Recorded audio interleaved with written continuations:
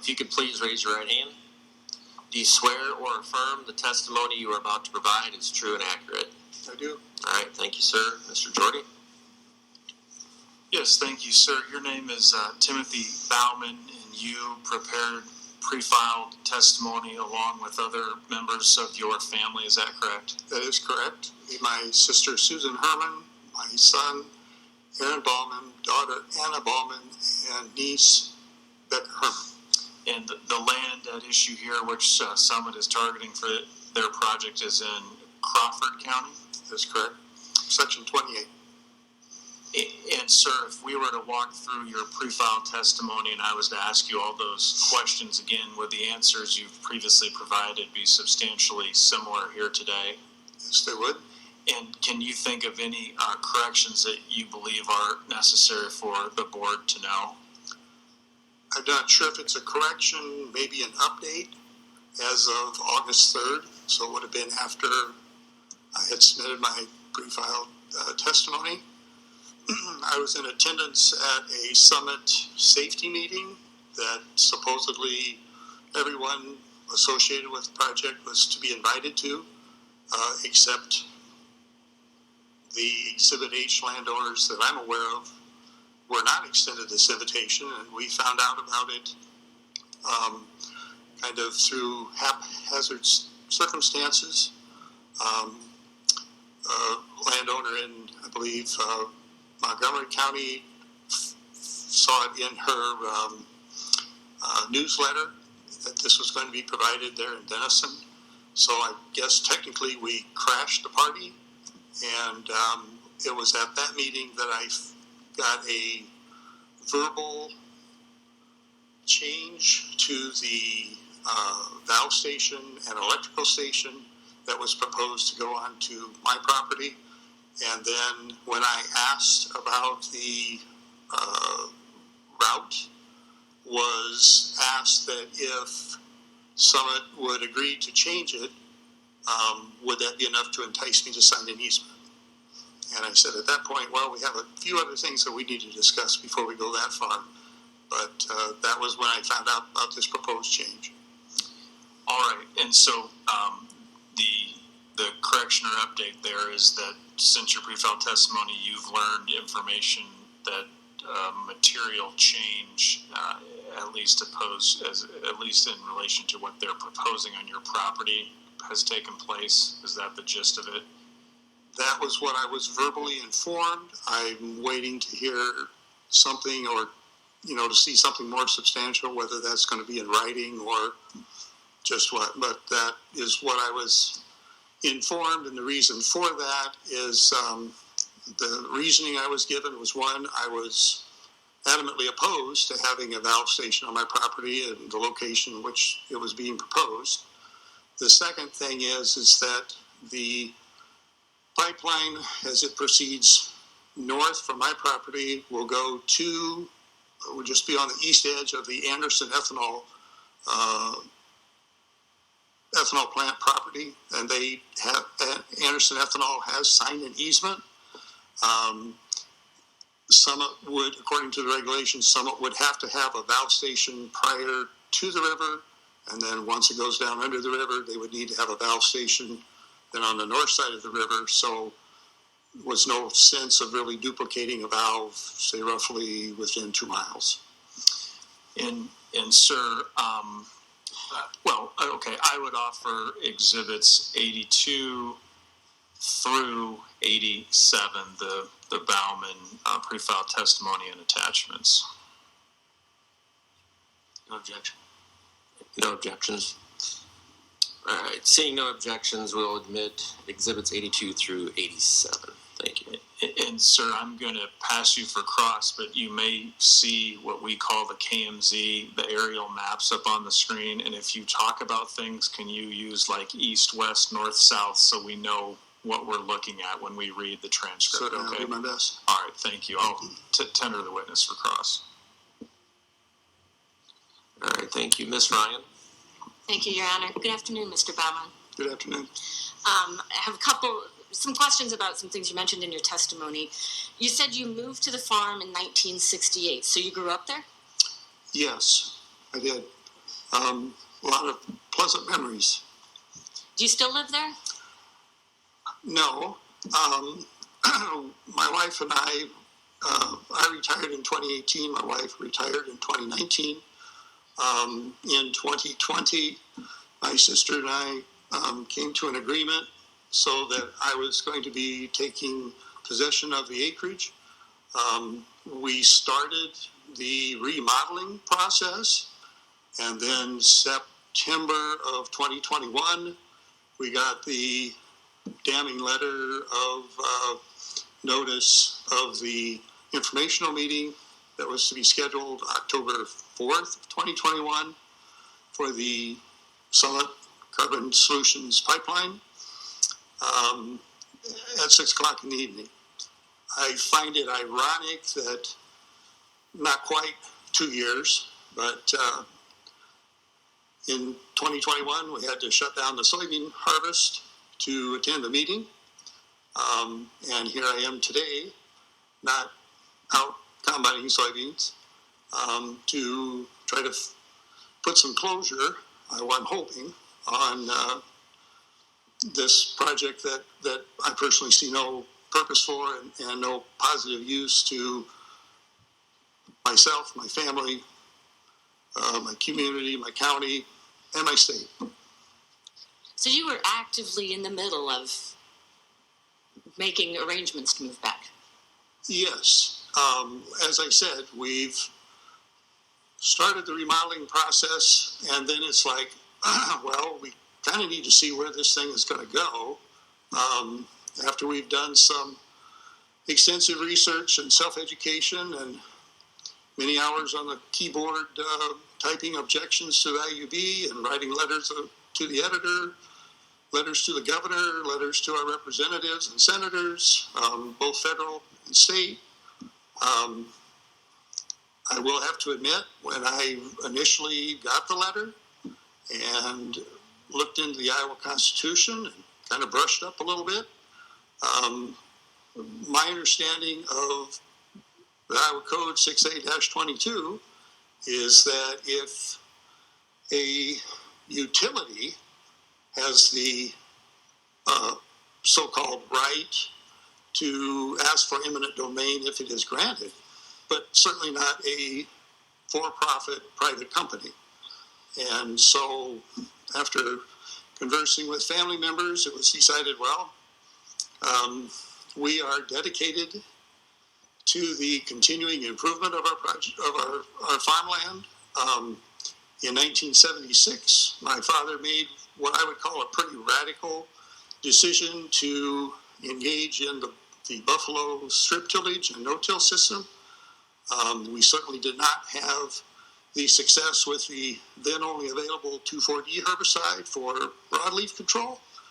And to be real honest with you, we had some basket case crops that did not look nice and pristine as we would see as you drive through the countryside today. Our farmland has not been plowed. We have not whole field dissed or field cultivated for those pretty near 47 years. We're very proud of that. We have had 2 different tenants since my parents have, or at that point, had retired from farming. And each one always made the comment that they would go to other farms, including their own. They get to our land, and the soil was so mellow, was so crumbly. The soil texture was so much improved over fields that were just right across the fence or within the same mile. And let's just say our earthworms appreciate the soil stewardship that we've been taking place. Is anyone living on the property now? No, there is not. If the pipeline gets built, what will you do with the house? By my calculations, and I had some assistance with my good friends and neighbors that are much more adept in running technology and so forth. So by that number, it's 4,194 feet, or roughly 0.8 of a mile from the house to the pipeline. So would you rent the house out? Well, ironically, we have two houses on the farmstead. As you hopefully understand, in this environment, it would take the right people to live just right across the lane from my wife and I's future residence. We're hoping to get there very soon. I will say this, that if I hadn't been spending the last 2 years learning and resisting and fighting the CO2 pipeline that at this point, in my opinion, is going nowhere, it's been kind of a waste of my time to do that, but I have a lot of stake because I guess I feel like, and I don't know if I can request, but if I could show the exhibit 26, 25 and 24. Sure. What are those exhibits? Those are pictures of the Baughman family, and that's the reason why I'm here today. Sure. I know my grandparents, my parents, myself, and my sister have worked extremely hard to accomplish what we have at this point, and we certainly want to be able to offer that legacy to our children, and hopefully with my son's wedding a year ago, there's going to be some grandchildren. So can you identify who's in this picture for us? Yes, from left to right is my wife Alice, myself, Tim, my mother. Objection. Again, this is not cross, and also, particularly in a limited time, the pictures have been admitted without objection, and any description of them can be in the pre-filed testimony, but to just walk through a bunch of pictures and identify everyone in them doesn't seem to be a particularly appropriate cross-examination, nor does it seem to be a particularly good use of a pretty limited amount of time we have left. If I may interject. Just 1 second. Well, Ms. Ryan. as Mr. Blinsky noted, they have been admitted into evidence, and he discusses his family in his direct testimony. I'd just like to be able to connect the dots between the pictures and the people he talks about. So, okay, just a second. Mr. Blinsky, do you? Well, I should say, Ms. Ryan admits that he discusses the family in his direct testimony. Again, this is cumulative, this is duplicative, this is what the chair had long said we would actually enforce on cross-examination. So, one is I'm not going to use time as a reason to not hear somebody speak. Two, it is part of what's been filed. And three, I guess Ms. Ryan will continue to finish with this. However, if we can Let me ask a more specific question then. Thank you. Yes. So I assume that's your dad in the tux in the center. That's correct. And he's the person who started the no-till in 76. correct. I'm not very familiar with farming history. And I know we've had a lot of people now who are talking about doing no-till, but how many years ahead of the curve were you on that? I would say probably 14 years. Okay. And those extra 14 years you think have made a huge difference? Tremendous difference. And you think that would make it extra difficult to restore the land if a pipeline were built? Absolutely. I have personally experienced land disruption. I had an opportunity to farm east of Yellow Smoke Park in Denison, Iowa. Had an absentee landlord, and he was very conservation minded. Unfortunately, it was probably to his detriment, because when any improvement, little doodle dam, little drainage improvement project and so forth, he was always contacted and of course said yes. Well, okay, I get that. That's fine. It's great for the lake. It's good for the land in general. But he didn't comprehend that when you disrupt that soil, it changes its productivity.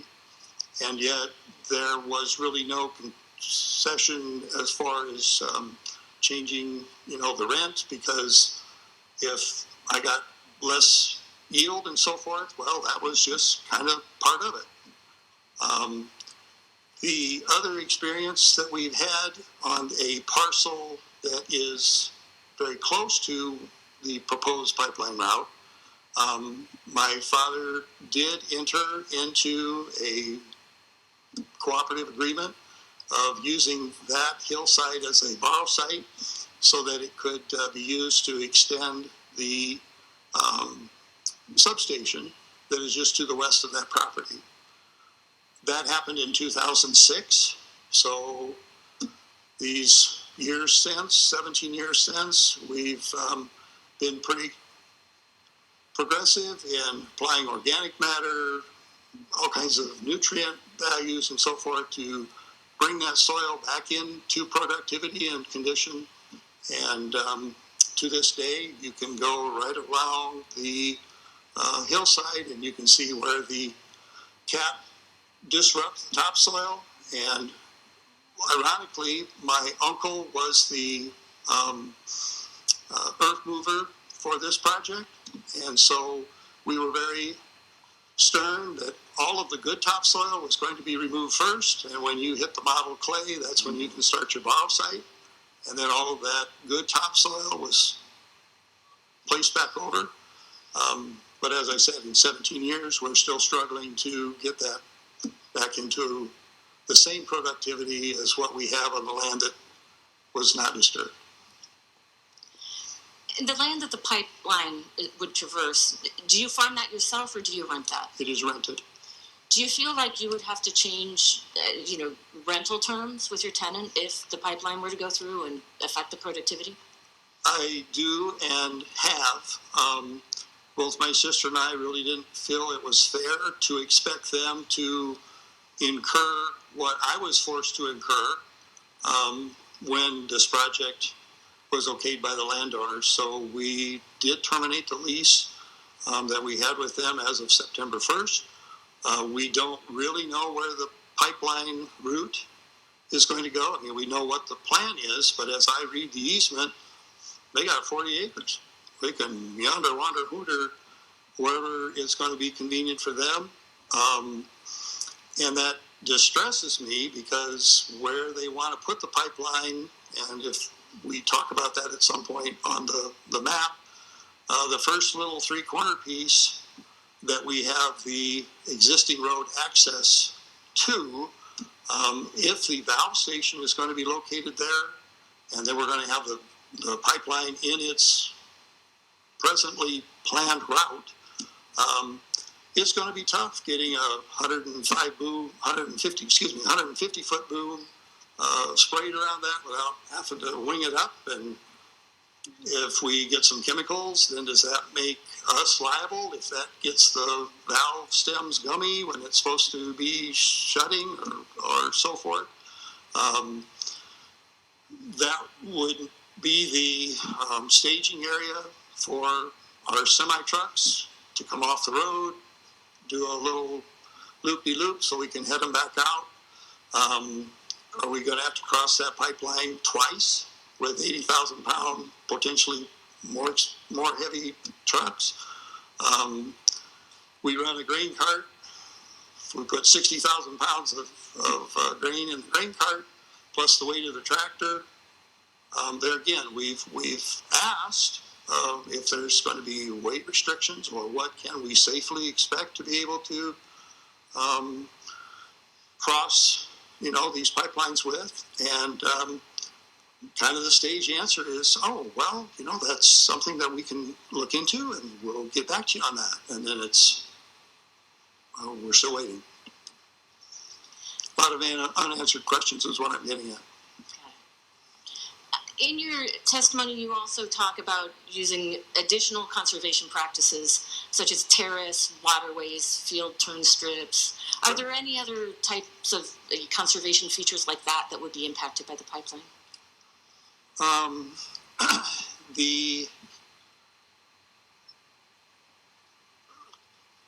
I guess maybe I did forget, Mr. Jorde. I'm sorry when you asked if there were any updates. In that conversation, I was also apprised that the first what we refer to as a waterway, I was apprised that that is classified as a wetland, which was a surprise to me. So then the question would be, if that's a wetland, are we going to be just digging the pipeline in? Are we going to try to bore under? I am assuming that the reason that that is classified as a wetland is because there is a spring that is just right on the property line between myself and the Hoffmeyer family. And as was already stated, when we've had these last 3 dry years, there's not been any intermittent drainage way there.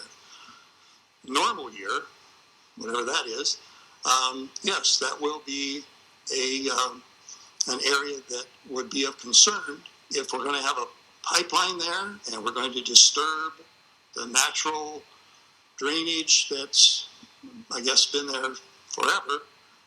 Then there probably is going to have to be an additional tile line or some type of drainage system installed. So then the question becomes, do I go ahead and do that now? Because if the pipeline gets put in, then I'm going to be at the mercy of Summit to whether I can even put that in there. And if that pipeline screws up that field access, then I'm going to have to go all the way around the section and try to come in from the west. And then it is just going to be a major inconvenience for trying to access the larger portion of the property. Okay. I'm going to ask staff if we can pull up the KMZ. I want to have you point out on the map where that wetland is located.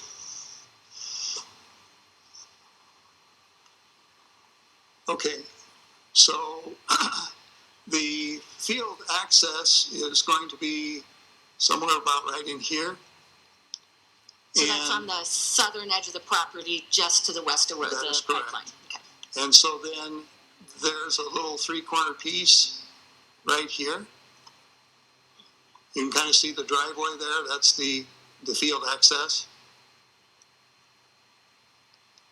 Okay, so then what typically happens is we would have to drive this way, and then we have to come right through here, because this area at the present time is not crossable.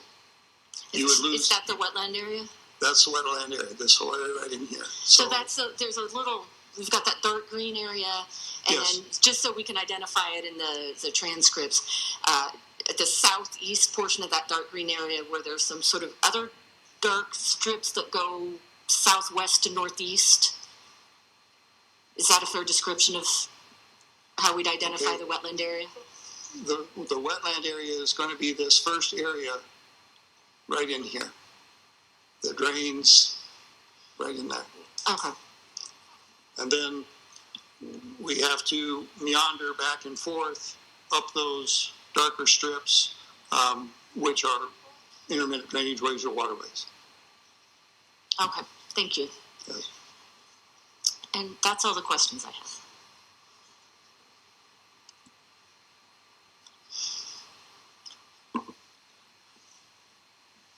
Ms. Colas, I see yours up. Ms. Hike, do you have yours up? Okay, I just didn't want to make all right, so Ms. Colas. Just a quickie. Anna asked when the TMZ some of my questions, but I do have a question, if you would. I don't know if I wrote it right. What is buffalo planting and conditioning strip deal conservation we're talking about? I've never heard of that. What is that? The buffalo tillage system, to my knowledge, was originally introduced in eastern Nebraska. The strip tillage system is where the seedbed is actually prepared the growing season before you're planning to grow your crop. You would use a buffalo cultivator, which has the capability of using hillers. And so you literally make a mound anywhere from 12 to 14 inches, and that would be according to your individual row spacings. When my father adopted this technology, we were on 38-inch rows. So you would go through, you would make these ridges. The crop then would be planted on top of those ridges the following spring. The concept behind that was because the soil was raised, the soil would absorb the heat from the sun rays. You would have an ideal warm, moist, but not wet seedbed. And then when you came in with the planter, for lack of a better descriptor, it would have a duck foot shovel on the front. So it would cut off the existing corn butts or soybean stubble. That would then be placed back into the trench that you had created the growing season before. You had fresh soil, freshly tilled. The seed went right into it. It was warm.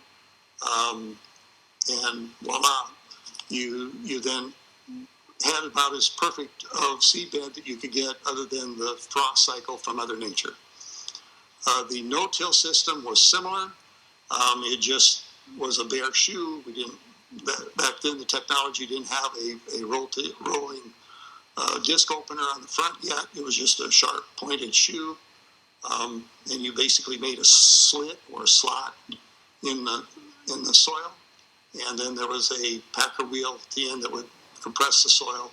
And again, you didn't have anything else that was disturbed other than probably about an inch to inch and a half wide seed furrow. That was the buffalo till system. And then, of course, as I said, you used mechanical cultivation was your primary source of weed control. And then that prepared your seed bed for the next growing season. Awesome. Thank you very much for answering my question. No further questions. All right, just one quick clarification. If we could pull up the KMZ map, please. If you could please use the pointer and describe to us where the home is that you talked about in the very beginning that was being remodeled. Okay, the home place is right in here. And this is the electrical power substation. And so for the record, you're saying the home place is directly west of your parcel with some mileage in between. Yeah, 4,194 feet or 0.8 of a mile. All right, thank you for that. I have no further clarifications. Thank you. Mr. Jorde, redirect, please. Yep, real fast, and if you can just leave that up. So the wetland area is in the southeast corner of your property where the current proposed pipeline would be located, correct? That is correct. And then would you agree within a couple hundred feet of the pipeline to the southeast of you, there appears to be a homestead and other buildings? Yes, that is my neighbor, and the pipeline distance is approximately 600 feet from his home. All right. Sir, based on all the testimony you've heard, and I know you've been very involved for the last 2 years, can you estimate generally how many hundreds of hours you've invested in this project to date? A considerable amount. I don't know. Over 200 in the last 2 years? That sounds fair. All right, and you haven't been compensated for that? No, just like I'm not being compensated here today, and no offense to the professionals that are seated out in front of me, and I'm sure that my cohorts in the back of the room kind of feel the same way. We're being asked to give up our land. We're being asked, most recently, potentially to give up our water. And what I'm concerned about is that I'm a mile and a quarter away from the Anderson ethanol plant. They have signed an easement. However, they are not going to be initially connected because they have an existing contract with the carbon dioxide plant that's just right across the road. But we're in the same aquifer. So my land, my water, my life, it just seems to be an awful, extreme sacrifice. If we buy the premise that this project is going to save the ethanol industry in Iowa, I'm wondering why I'm not being more heavily compensated We're looking at $15 billion over 12 years, if it lasts that long. But yet I'm to just hook, line, and sinker concede all my rights, all of my children's rights, and all of my grandchildren, and hopefully future generations' children, rights on how they're going to be able to control this land. This is not what my forefathers, grandparent, father, and myself signed up for. To have somebody else, I mean, to work the blood, sweat, and tears. And in my testimony, I stated that both of my parents have chosen to have their ashes scattered on this property. It just seems sacrilegious that I would okay and say, yeah, dig it up, because I know that it will never be the same. And beyond, sir, what we've talked about based on testimony you've heard, is there anything you take issue with that someone has said that you particularly want to highlight here today? Yes, I guess that's why I was referencing those pictures of my family, because those are the individuals that I know who are my investors. I'm still waiting for Summit to come forward and say who their investors are. The gentleman that testified earlier today that said, you know, when you come to our part of Crawford County, you have respect for a person's land and their livelihood. You don't just come in and say, hey, I want that. By God, I'm going to take it. We never were really asked. When I look at my Exhibit H that was filed with IUB board, my original easements originally were an 8-inch. That was offered in December of 21. In October of 22, that 8-inch went to a 10-inch, but it said that it could go up to 12. So now when I'm looking at the Exhibit H, well, we're going to blow by the 12. We're just going to go for the big kahuna and ask for a 24-inch pipeline. Why? Is there something more that is being kept from us? Is this essentially someday going to all be a 24-inch pipeline? I guess when I do business with people, I expect them to be honest. I expect them to disclose to the best of their ability everything that they know, and not all this hush-hush, secret stuff about if this pipeline is truly safe, where's the plume model? Yeah, it's been disclosed, but for liars' eyes only, and no disrespect for the audience here, they're not 8/10 away from this pipeline. Most of the people are going to be in Des Moines, or they're going to be far removed from where this pipeline is going to be, and it's going to be the people of rural Iowa that are going to be left holding the bag in trying to figure this thing out if it goes wrong. And it's not if it goes wrong, in my opinion, it's when it goes wrong. The water usage is of concern because if we don't have water, we're done. My concern also is that I have not seen any evidence that states this project is going to do any good other than ruin farmland, ruin water supply, and make Summit rich. I just don't think there's enough being given back to the landowners if they're going to be asking for this kind of control forever. You know, if we're the chosen few, then I guess the chosen few should be more handsomely rewarded.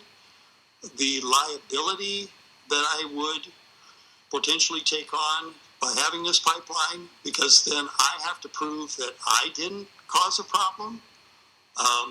When I've checked with my insurance providers, basically I'm covered until there's a claim. And then we'll have to see what we can do. I'm sorry, I can't run a business if I don't know that I've got some liability protection.